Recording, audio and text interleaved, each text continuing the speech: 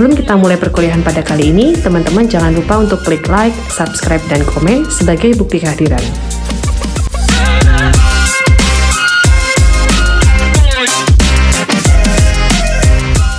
Selamat datang di mata kuliah pengantar bisnis digital. Hari ini kita akan membahas bagaimana menyusun aspek keuangan dalam bisnis plan. Silakan teman-teman menyimak dan mencatat poin-poin penting dalam pembahasan ini. Aspek keuangan merupakan bagian penting dalam sebuah bisnis plan karena menjadi dasar penilaian apakah sebuah usaha layak dijalankan dan mampu berkembang di masa mendatang. Dalam aspek keuangan, terdapat beberapa komponen utama yang harus disusun secara sistematis agar usaha memiliki arah yang jelas dan mampu mengelola sumber daya secara efektif. 1. Proyeksi keuangan. Proyeksi keuangan mencakup gambaran kinerja usaha di masa depan melalui 3 laporan utama, yaitu neraca, laporan laba rugi, dan arus cash flow. Proyeksi ini membantu memperkirakan pendapatan, biaya, serta posisi keuangan bisnis dalam beberapa periode, sehingga pemilik usaha dapat mengambil keputusan strategis berdasarkan estimasi yang realistis. 2. Analisis kelayakan usaha. Analisis ini bertujuan untuk menilai seberapa besar tingkat pengembalian return dari modal yang ditanamkan pada usaha. Dengan menghitung nilai investasi dan potensi keuntungan di periode mendatang, analisis kelayakan membantu menentukan apakah usaha tersebut layak dijalankan, perlu dikembangkan, atau justru dihentikan. 3. Analisis keuntungan. Analisis keuntungan dilakukan untuk mengetahui seberapa besar laba yang dapat diperoleh bisnis dari kegiatan operasionalnya. Salah satu alat analisis yang sering digunakan adalah perhitungan break-even point, BEP, yaitu titik di mana pendapatan sama dengan total biaya sehingga usaha tidak mengalami rugi maupun untung. Selain itu, analisis kontribusi margin juga membantu menilai efisiensi produk dalam menyumbang keuntungan. Aspek keuangan merupakan wujud dari perencanaan keuangan yang menjelaskan bagaimana usaha memperoleh sumber dana, mengelola penggunaannya, dan mengendalikan arus keuangan agar operasional dapat berjalan dengan baik. Dengan perencanaan yang tepat, bisnis dapat mencegah pemborosan, mengelola kas lebih efisien, serta memastikan ketersediaan dana untuk kebutuhan jangka pendek maupun jangka panjang. Komponen aspek keuangan bisnis plan. 1. Kebutuhan dana. 2. Sumber dana. Dan 3. Proyeksi laba rugi. Komponen yang pertama, kebutuhan dana. Bagian kebutuhan dana menjelaskan besarnya modal yang diperlukan agar bisnis dapat beroperasi secara optimal sejak tahap awal hingga mencapai kondisi stabil. Komponen ini mencakup seluruh biaya yang harus disiapkan sebelum penjualan dilakukan, baik untuk keperluan pengadaan aset, pembelian persediaan, pengembangan produk, maupun pendanaan operasional beberapa bulan pertama. Secara umum, kebutuhan dana terdiri dari 4 kelompok utama. Investasi awal, seperti pembelian peralatan, perlengkapan, atau perangkat yang diperlukan untuk menjalankan bisnis. Pengembangan produk atau layanan, termasuk biaya produksi awal, riset, atau pembuatan prototipe untuk memastikan produk siap dipasarkan. Pengadaan persediaan, bagi bisnis yang membutuhkan stok awal untuk dijual kepada konsumen. Modal kerja, yaitu dana operasional untuk membiayai kegiatan harian seperti pemasaran, biaya administrasi, gaji staf, dan kebutuhan lain selama beberapa bulan pertama sampai bisnis menghasilkan pemasukan yang stabil. Komponen yang kedua, sumber dana. Pendanaan untuk memulai dan mengembangkan bisnis ini berasal dari beberapa sumber yang saling melengkapi.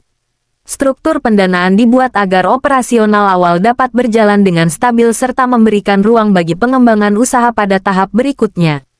Adapun sumber dana yang digunakan meliputi modal pribadi. Sebagian dana berasal dari pemilik usaha yang digunakan untuk kebutuhan dasar, seperti pembelian perlengkapan awal, biaya administrasi, dan operasional. Periode pertama, modal pribadi menunjukkan komitmen pemilik dalam membangun bisnis. Investasi mitra partner, pendanaan tambahan diperoleh dari mitra atau pihak yang tertarik bekerja sama. Dana ini digunakan untuk meningkatkan kapasitas usaha, memperluas aktivitas pemasaran, dan mempercepat pencapaian target bisnis. Pendanaan eksternal opsional, jika diperlukan.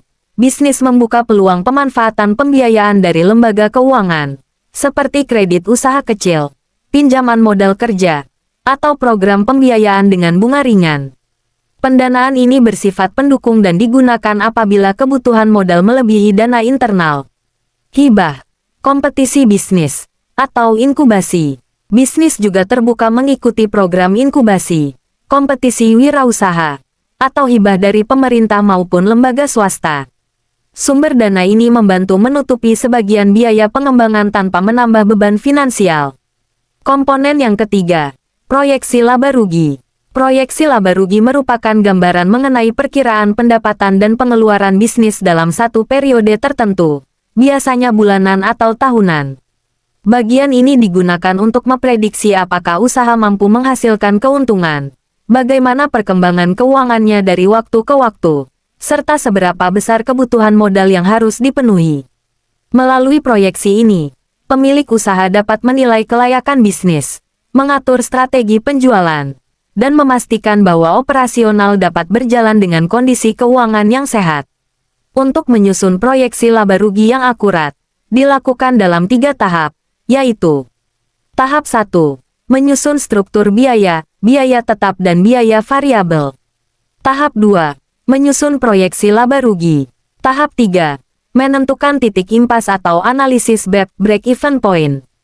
Tahap 1, menyusun struktur biaya, biaya tetap dan biaya variabel. Biaya tetap atau fixed cost adalah biaya yang jumlahnya tidak berubah meskipun volume produksi atau jumlah penjualan berubah. Ciri-ciri, dibayar secara rutin, bulanan, tahunan. Tidak dipengaruhi jumlah barang, jasa yang dibuat. Harus tetap dibayar meskipun produksi nol. Contoh biaya tetap, gaji staf tetap, sewa tempat usaha, listrik dasar dan internet bulanan. Depresiasi peralatan, biaya server minimum untuk bisnis aplikasi. Lisensi software bulanan, gaji admin keuangan. Selanjutnya biaya variabel atau variable cost. Biaya yang berubah sesuai jumlah produksi atau jumlah layanan yang digunakan. Ciri-ciri, semakin banyak barang diproduksi, biaya semakin besar. Semakin sedikit produksi, biaya ikut turun. Langsung melekat pada setiap unit produk atau transaksi. Contoh biaya variabel, jika bisnis produksi barang, maka biaya variabelnya seperti bahan baku, kemasan, tenaga kerja langsung dibayar per unit, biaya mesin per unit jika dihitung per pemakaian. Tahap 2 menyusun proyeksi laba rugi bulanan. Setelah biaya tetap dan variabel ditentukan, langkah berikutnya adalah menyusun proyeksi laba rugi. Proyeksi ini dilakukan dengan menentukan harga jual yang ditetapkan, menghitung laba bersih per unit, menghitung laba total per bulan. Hasil akhir tahap ini adalah gambaran sederhana apakah usaha menghasilkan keuntungan atau masih membutuhkan penyesuaian harga, volume penjualan, atau efisiensi biaya. Tahap 3, menentukan titik impas atau analisis BEP dan proyeksi laba rugi tahunan. Tahap terakhir adalah menentukan titik impas, yaitu kapan usaha mulai menutup seluruh biaya tetap dan mulai menghasilkan keuntungan. Rumus BEP sederhana, BEP unit sama dengan biaya tetap dibagi, harga jual per unit dikurangi biaya variabel per unit. BEP rupiah sama dengan BEP unit dikalikan harga jual per unit. Manfaat BEP, mengetahui minimal penjualan agar usaha tidak rugi. Membantu menentukan strategi harga dan target penjualan. Menjadi indikator kelayakan usaha dalam bisnis plan. Contoh menyusun rencana keuangan bisnis plan. Untuk kasus 1. Usaha yang memproduksi sendiri X, produksi tumbler. Komponen yang pertama, kebutuhan dana. Dalam hal ini kita masukkan semua kebutuhan kita. Didapatkan 43 juta rupiah. Komponen yang kedua, sumber dana. Dalam hal ini hanya menuliskan 3 sumber dana. Tahap selanjutnya, membuat proyeksi laba rugi. Diperoleh nilai total biaya tetap adalah Rp5.450.000. Selanjutnya dengan menghitung biaya variabel diperoleh 41.000 unit rupiah. Lalu menghitung HPP, didapatkan 68.250 per unit. Selanjutnya menyusun proyeksi laba rugi, diperoleh total pendapatan sama dengan 200 kali 41.750 rupiah sama dengan Rp8.350.000. Tahap 3. Menentukan titik impas atau analisis BEP dan proyeksi laba rugi tahunan. BEP diperoleh pada nilai 79 unit. BEP sama dengan biaya tetap dibagi, harga jual dikurangi variabel per unit. Sama dengan 79 unit. Artinya, bisnis mulai untung setelah penjualan 79 unit per bulan. Menentukan titik impas atau analisis BEP dan proyeksi laba rugi tahunan. Tahun 1. Asumsi, produksi stabil 200 unit per bulan. Laba bersih sama dengan Rp100.200.000, 200 unit kali Rp110.000 dikurangi Rp68.250 kali 12 bulan. Tahun 2. Asumsi, kapasitas meningkat 300 unit per bulan. Laba bersih sama dengan Rp150.300.000, 300 unit kali Rp110.000 dikurangi Rp68.250 kali 12 bulan. Tahun 3. Asumsi, meningkatkan harga menjadi Rp125.000 per unit. Laba bersih sama dengan Rp204.300.000, 300 unit kali Rp125.000 dikurangi Rp68.250 kali 12 bulan.